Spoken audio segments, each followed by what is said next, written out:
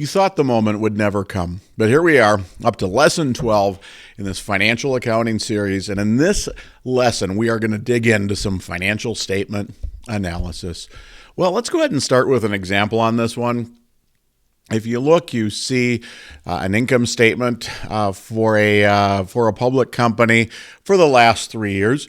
And if we wanted to take a peek at it and answer the question, what are some positive trends with this company? Some of the things that we would see are growing net income and reduced interest expense. If we wanted to look at some negative trends for the company, we would certainly go right and see that sales are decreasing, at least in the past year here. Gross margin is down in the past year as well. So this company's share price on January 31st, 2022 was about $59. What do you think it was on January 31st, 2023 and January 31st, 2024?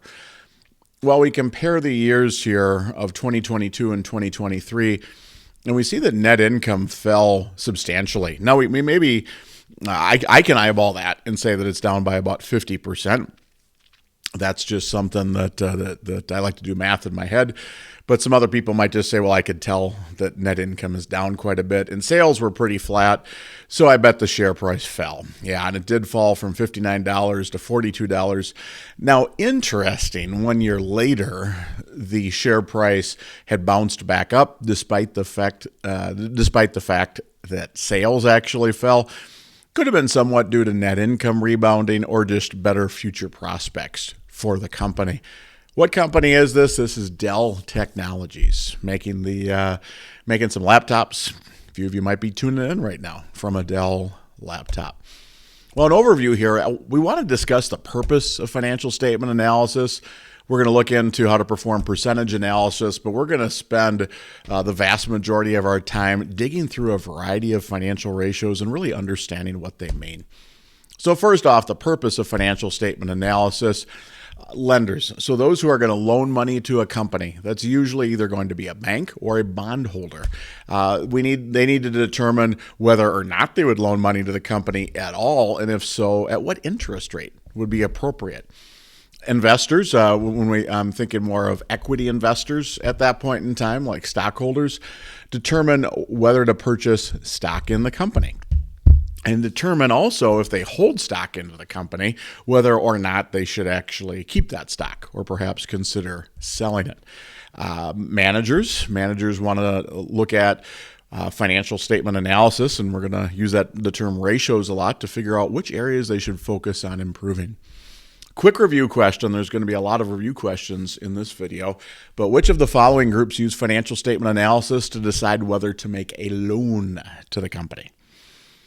If you look at those four words, does one of them jump out at you? It's not employees. They don't loan money to the company. When we think of investors, again, generally thinking of equity investors who don't loan to the company. Usually not managers either, so we're looking at lenders, right? Banks or bondholders are the most common types. Well, learn how to perform percentage analysis.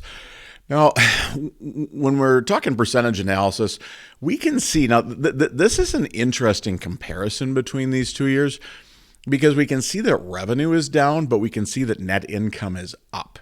So that's why I chose Dell in this instance. We really need to dig into some details to try to figure out why. It's like, okay, cost of revenue is down, which makes sense because revenue is down, but is it down by an amount that we would expect? All right. Well, all items are going to be stated when we do percentage analysis as a percentage of sales in that given year. All right, so the 100% for total revenues for each of the 2 years, that is the revenues in that year. And then cost of revenue of 76.4%, that's of 2024's revenue, and the cost of revenue of 77.8%, that is of 2023's revenue. So now it's more clear when we use percentages that while revenues are down, COGS and interest expense are being controlled. COGS, when I eyeballed it that way, I could tell that COGS was down, right? But I couldn't tell, okay, is it down more than the decrease in sales or really what's happening? But now we put percentages there and we're saying, yeah, COGS They controlled that really well. That's frankly pretty surprising. Normally, I would expect the COGS percentage of revenue to go up when sales decline due to they would have more fixed costs, but it actually went down. So that's great. Interest is down quite a bit as well. And those things are leading to higher net income. If the company was to try to focus on something, it would be controlling its operating expenses. Selling, general, administrative, and maybe some research expenses, those were up a little bit. Well, review question number 2. If total sales are $100,000, COGS is $65,000, and operating expenses are $15,000, what is the percentage of total expenses as a percentage of sales? You see the options right there. Can you figure out which one is the correct answer? Well, it's not 100%. Sales are the ones that are 100%. But that's what's listed. The only time expenses would be 100% is if they were exactly equal to sales. 65%, that's what COGS are as a percentage of sales, and other operating expenses are are going to be, that's income divided by sales. So this company has sales of $100,000, COGS of 65, operating expenses of 15. So if you just did that math, that means that they have $20,000 of income. So that would be income divided by sales. That's not right. Total expenses of $80,000 divided by total expenses of $100,000 equals 80%. Well, when we want to look into computing a variety of financial ratios, we do this to make more meaningful comparisons. When we're saying comparisons, compare the company to its own performance over time and also to its competitors or maybe the industry averages. Types of ratios that we're going to dig into, well, you could find there's probably a couple dozen common ones, and they're really unlimited because people can analyze anything that they want. But the ones I'm going to get at, there's going to be 10 overall. We're going to look at 2 growth ratios, percent change in revenues and the net income. We're going to look at profitability, gross and profit margins. We're going to look at liquidity, the current ratio, and the debt to equity. We're going to look at efficiency, days receivables, and inventories. And then we're going to look at market-based ratios, earnings per share, and the price earnings ratios. These are some of the ones that I just think are kind of the most useful for a variety of users of financial statements. So question 3, optimally a company, when it computes this ratio, it's going to compare its ratios to what? Which one of these is the best answer? Not only its competitors, not its own past performance or its competitors, and not only its own past performance, but both its own past performance and its competitors. Growth ratios. Well, the percent change in revenues, if you looked for a listing of financial ratios, whether that's in an accounting textbook or just online or something like that, you're usually not going to see percent change in revenues. I don't know if some folks don't think of this as a ratio, but a ratio is just kind of comparing 2 numbers to each other. This, in my opinion, is absolutely a ratio, and it's probably the most important one out there. Because if a company's not growing, it's dying. That's a line from the Shawshank Redemption movie. So this is my favorite financial ratio, and it's oftentimes the first thing that companies report in earnings releases. They either report percent change in revenues or percent change in earnings per share. Well, and to compute this one, we take current year revenues minus prior year revenues as our numerator and divide those by prior year revenues. Higher is going to be better. We want to be growing. So in 2024, their revenues were $88 billion minus the baseline of $102 billion the prior year. If we divide that by the baseline $102 billion, the revenues actually declined by 13%. And then in 2023, they went up from 101 to 102 billion on that baseline of 101 billion. So they went up by 1.1%. Higher is better. So Dell performed worse in 2024. That's how we would evaluate that ratio. The next one, percent change in net income, current year income minus prior year income, all of that divided by prior year net income. In 2024, we would say the 3195 minus the 2422, they grew net income by 31%. And then in 2023, the net income actually went down by 51%. Higher is better, so Dell performed better in 2024 by actually growing net income. Some folks might prefer the percent change in earnings per share, and I could definitely get on board with that argument. We haven't defined earnings per share yet, so that's why I wanted just to use net income right now, and I'll do earnings per share later. If I see someone mess up these two growth ratios, it's usually going to be because they swap the order of the numerator or the denominator. They use current year and not prior year. So it's current minus prior divided by prior. Try to remember that. Well, review questions. I'm going to have a review question for each ratio. So you can decide with each of these if you want to pause and test it on your own or if you just want to watch the solution. So if the current year's revenue was 120 grand and previous year was 100, what's the percent change? Well, it grew by 20 grand on a baseline of 100 grand. All right, so that's not 16.7%, it's not 83%, and it's not 120%. You can kind of see some of the explanations there about why you might have done one of those incorrectly. It is a 20 grand growth all divided by a $100,000 baseline. That's how you get 20% increase in revenues. And then if you wanted to look at percent change in income for a company, we said current year income is 45, prior year is 50.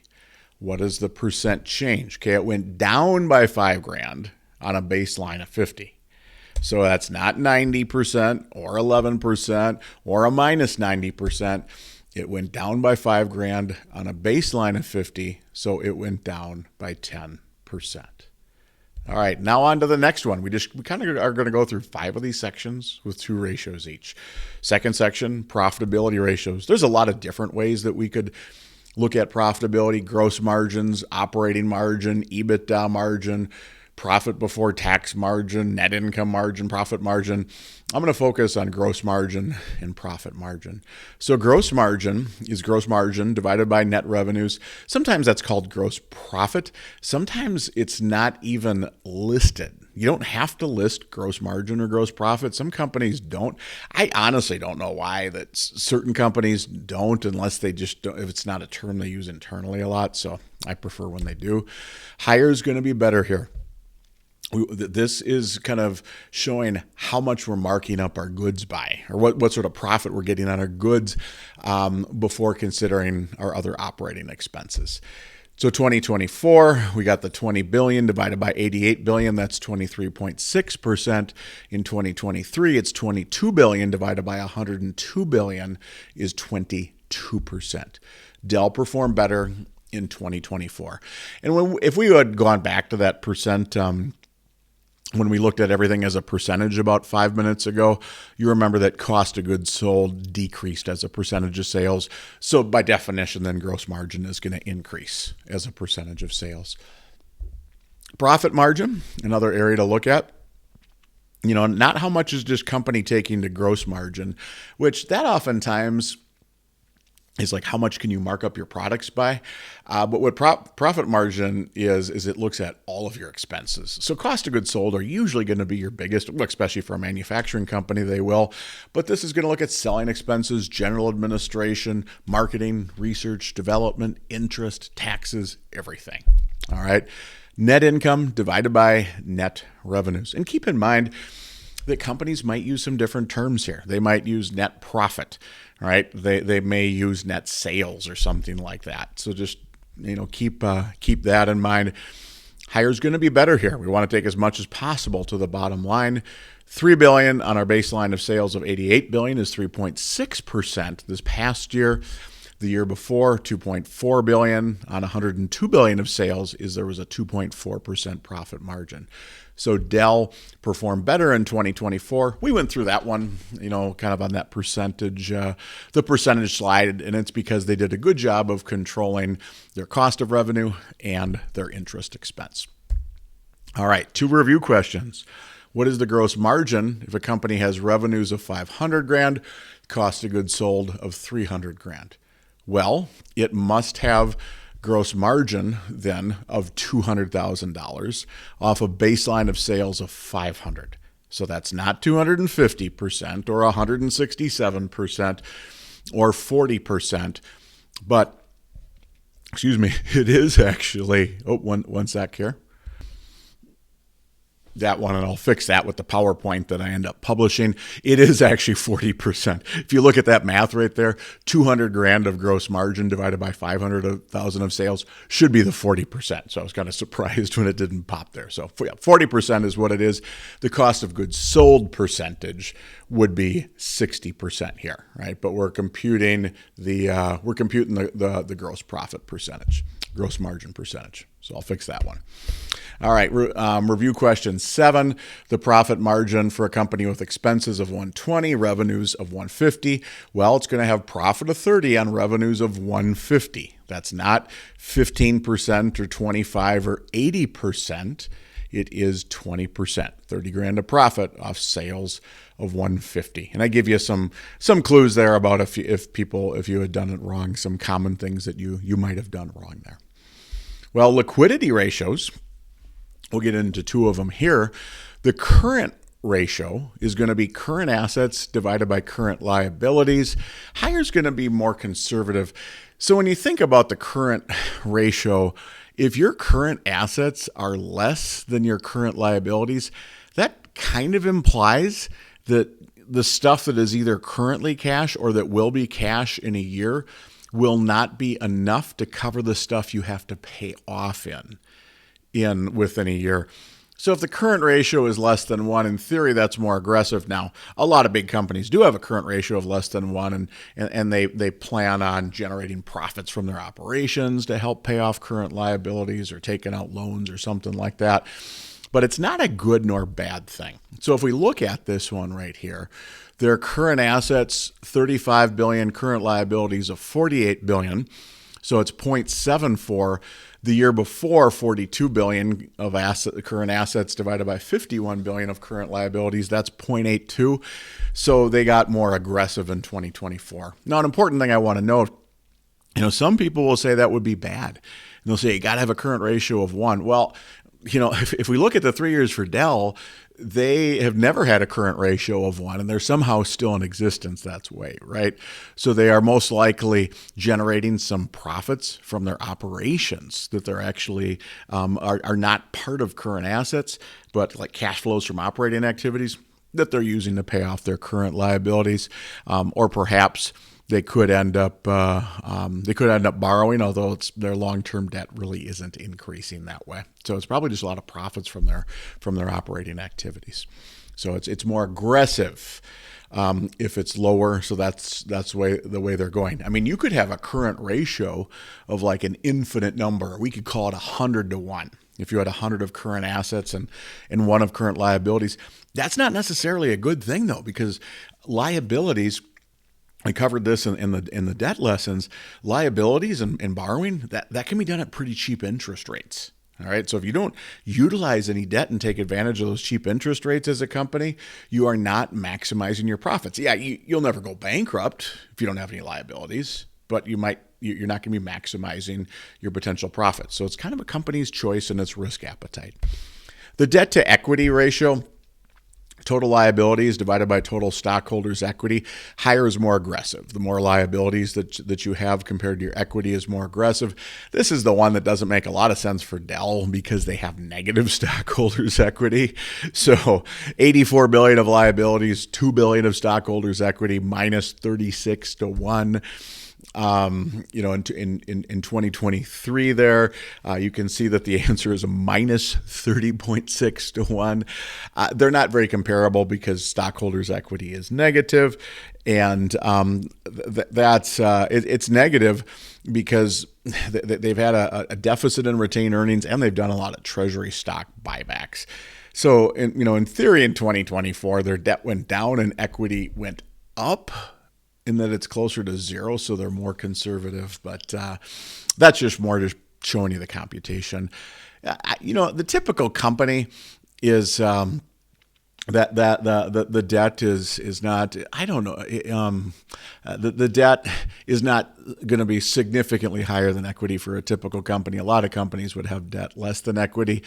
There's a variety of different ways to measure risk by looking at the debt equity ratio, and certainly the more debt you got, the more aggressive it is. But we would have to do almost a separate course on debt analysis to look at a variety of ratios that lenders will look at. Yeah, they do look at debt to equity, but another thing to keep in mind, that equity right there is accounting equity. And there's a lot of companies out there that are much more valuable than their accounting equity says due to intangible value, goodwill, and trademarks that are not on their books. Review question 8. So current ratio, current assets of 200, current liabilities of 150. It's just the 200 divided by the 150. So it's not 0.75. It's not 350 grand. You don't add them together. You don't subtract them. You do the 200 divided by the 150, 1.33. The 9th review question, debt equity ratio, if you have assets of 600 and equity of 400. All right, I wanted to throw a little curveball at you there. Well, you first have to figure out that liabilities are $200,000. Assets of 600 equal equity of 400 plus X. X is the liabilities, so 200 grand. So it's 200 grand of liabilities over equity of 400. That's not 0.33 or 1.5 or 0.67. 200 grand over 400 grand is 0.5. We'll look at efficiency ratios. These are going to be looked at more by managers. I wanted to include them in this financial accounting course. I don't think that equity investors and lenders, that these will be the top that they look at. This would be a lot more in a managerial accounting type of course, but there's still a couple popular ratios here. So the days receivable ratio, it's 365 divided by net revenues divided by average accounts receivable. So you first do that net revenues by average accounts receivable. That actually gets you something called receivables turnover. So it's 365 divided by receivables turnover. And lower is better. It means you're collecting your receivables quicker. So in 2024, they have $88 billion of revenue. And their average accounts receivable is the average of the $9.3 billion and the $12.4 billion. So when you take 365 divided by that mess in the middle, they collect their receivables in 45 days. And then in 2023, they had $102 billion of revenues. We can look and see their receivables averaged, in the 12.5 billion range. So we simplify the middle part of that computation, gives us something called receivables turnover. 365 divided by that gives us 45 days receivables. So they perform slightly better. They're collecting their receivables a little bit more quickly, and that's good. In theory, it's going to reduce the odds of your bad debts. Now, if you're getting too heavy-handed on your customers and they don't want to do business with you, that could be a bad thing. There can be a bad thing with each of these ratios. Like if I say lower is better, and I've done that on a number of these, it can always go the other way too. But in theory, if you haven't adjusted any other policies, you want to collect receivables more quickly. Make sure you're getting paid. Put that cash to work for you more quickly. And then days inventories, it's 365 divided by cost of goods sold divided by average inventory. And you do that middle thing first, cost of goods sold divided by average inventory. That gives you inventory turnover. That's not many people compute receivables turnover. They usually just do days receivables in that previous ratio. Some people will just do this middle part, the COGS divided by the average inventory, to get inventory turnover. It's like, how many times do you sell your inventory in the year? I do prefer 365 divided by the inventory turnover to say how many days does it collect you to sell. But either way, as long as you know what you're comparing, is better. So if it's days inventory, you want to be lower, sell it more quickly. The middle, cost of revenues divided by the average inventories. That would give you an inventory turnover. 365 divided by that, we are selling our inventories in 22 days. Now that's pretty quick. You think of a tech company, they're generally going to sell stuff a little quicker. And then in 2023, we can see the cost of goods sold was $79 billion. The average inventory is in the low $5 billions. And when you do 365 divided by that, we are selling our inventories in 24 days. So they got a little bit better in 2024 because they're selling their inventory quicker. If you saw a huge spike here, that would be a sign that no one wants the company's inventory. All right, so that it could be something that's going to impact sales. It means that you might have to make a large lower of cost of market adjustment if your inventory is not worth as much anymore. Well, the review questions: if a company has net revenues of $1 billion, average accounts receivable of 80 grand, what is days receivables? All right, well, you're first going to do that billion divided by the 80 and then do 365 divided by that. So it's not 33.6 or 36 or 12.5, but it is going to be 29.2 days. And then review question 11, we've got COGS and average inventories. So 750 divided by 50. So that's 15 would be your inventory turnover, 750 divided by 50. But 15 is not the answer because you do 365 divided by the 15. And when you do that, you get 24.3 days of days inventory. Well, the last section, market-based ratios. Earnings per share, we generally are going to see these on the financial statements. Some of these ratios we'll see, some of them we have to compute on our own. But earnings per share is generally one that's listed on the income statement right below net income. And but what it is it's net income divided by average common shares outstanding. Now, an actual company would use kind of a daily average of shares outstanding. We generally just teach this to begin with as beginning of the year, ending of the year divided by 2. Higher is better when you're comparing a company to itself. You can't compare companies to each other because the amount of shares that a company has is determined by the company. You remember in a recent lesson, we talked about that Warren Buffett doesn't split his stock, so they're going to have a lot fewer shares at Berkshire Hathaway. So their earnings per share is going to be a lot higher than it would be at somewhere like Apple or NVIDIA, all right, who have done a lot of stock splits. That doesn't mean that Berkshire Hathaway is more valuable than Apple or NVIDIA, right? It's actually it's the opposite. Those two companies are much more valuable than Berkshire by a few times. But their earnings per share is lower because they have chosen to split their stock and have fewer shares outstanding. But you can compare a company to itself, and you hope that this is getting bigger. So $3.2 billion of net income. We want to divide that by basically the average shares outstanding in the past 2 years, and that gets us 4.52. And then in 2023, $2.4 billion of net income. We want to divide that by shares at the end of 2023 and then the end of 2022, because that's the average for 2023. We get 3.32.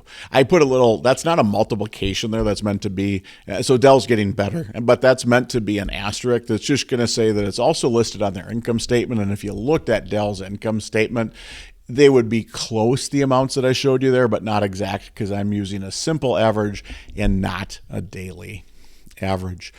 The last, well, before I go to the last one, you might be confused sometimes, like when do you average and when do you don't? When you're grabbing amounts both from the income statement and from the balance sheet, that is when you average. So days receivables, days inventories, earnings per share, there's items coming from the income statement and the balance sheet, so we average. Because the income statement is a period of time and the balance sheet is a point in time, so you have to average, all right? If it's only income statement or only balance sheet in your formula, you don't need to average because you're comparing something that's consistent. The last thing, the price-earnings ratio, it's going to be the market price per share divided by the earnings per share, which we just computed. Higher implies that investors believe the company is going to grow faster. So in 2024, we can see that the stock price on that day was $82 per share. And on the previous slide, we computed $4.52 of earnings per share. So the PE ratio is about 18. In 2023, the PE ratio was about 12. So it's meaning that the company believes that Dell has fallen.